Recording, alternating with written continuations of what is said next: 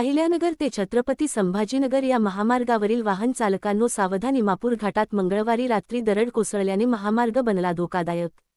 दरड कोसळून मोठमोठे दगड व माती रस्त्यावर आल्याने सध्या फक्त एकाच बाजूने म्हणजे सिंगल लेन वाहतूक सुरू ठेवण्यात येत आहे.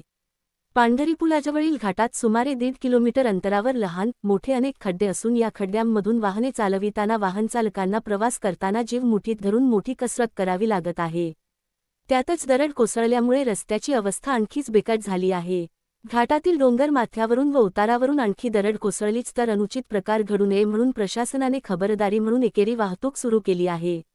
या ठिकाणी खबरदारी म्हणून आधीपासून लोखंडी नेट बसवली होती, मात्र ती देखील या मुसळधार पावसामुळे फाटून गेली आहे. त्याला भेदून मोठे दगड आणि माती रस्त्यावर आलेली आहे. मंगळवारी रात्री घडलेल्या या घटनेत कोणतीही जीवित किंवा वित्तहानी झालेली नाही. ही बाब दिलासादायक असली तरी यामुळे भविष्यात आणखी मोठ्या दुर्घटनांची शक्यता नाकारता येत नाही. पावसाळा सुरूच असल्याने दरड कोसळण्याचे प्रमाण वाढू शकते, असे स्थानिक रहिवासी आणि रोज प्रवास करणारे वाहनचालक सांगत आहेत.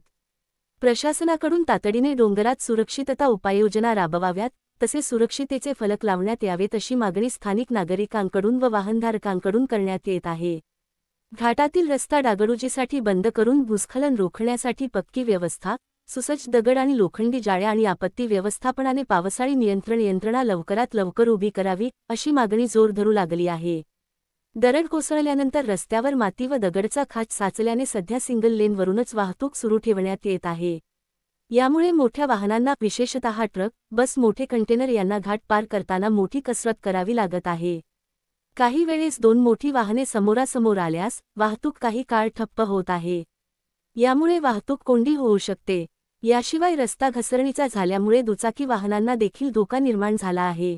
काही दुचाकीस्वार या ठिकाणी घसरल्याच्या घटनाही घडत आहेत.